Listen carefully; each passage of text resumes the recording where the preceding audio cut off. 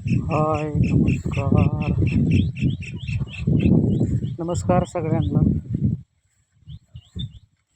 बराच वेळ झाला फिरतोय, बराच वेळ झाला मला गवतच गावा नाही. बराच लय फिरलो मी, पाय कुठं गवताचा आज ठेपाच लागला नाही. काय सांगायचं तुम्हाला.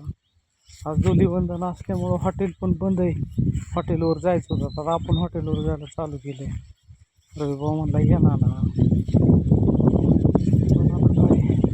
पण आज सुट्टी असल्यामुळं आज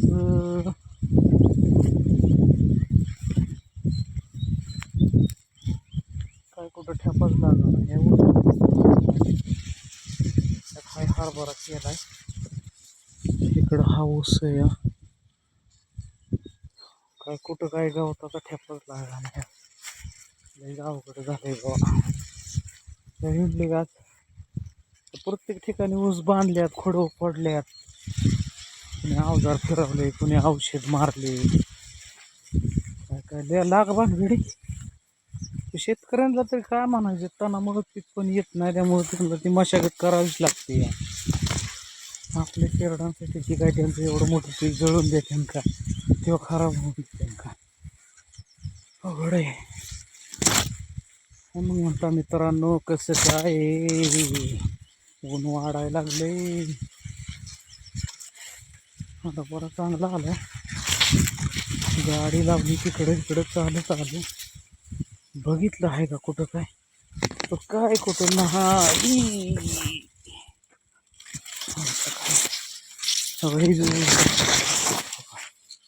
बांधून टाकले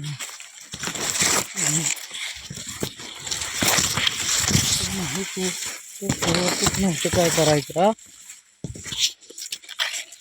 बांधून टाकलाय ऊस सगळा. अवघड परिस्थिती. उन्हाळा दिवस चालू झाला आहे, त्यामुळं 4 शिरड जागवायचं सुद्धा अवघड झालंय. वैताग आलाय. म्हणजे वैताग म्हणण्यापेक्षा आता वैताग येऊन तर काय करायचं, तसं म्हणणं बी बरोबर नाही. करावं तर लागणारच आहे. लक्ष्मी म्हणल्यावर सांभाळावं लागणार आहे.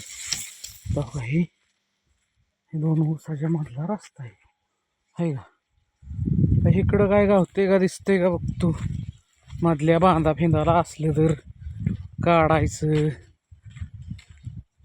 काय कुठं काय मग गवत तर काय कुठं काय गावा नाही बरं का. हिंडावं लागन हुडकत हुडकत हुडकत हुडकत. इथं काय तिथं काय. काय रामकृष्ण हरी पांडुरंग विठ्ठला. गाड्या मित्रांनो, ऊन बिले लागायला लागले.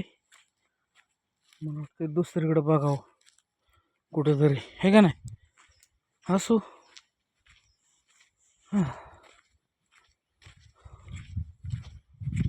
हे ऊस आहे, पण हे ऊस तर काय नाही, सगळं सपाट केलेलं आहे. हे ऊस ऊन बघायला लागले. गावून कुठं नाही कुठं हा 1-2 ठिकाणी ठेपा. तिथं बघू आपण. ठेपा म्हणजे ह्याच्या अगोदर नेलेलं आहे तिथनं गावात.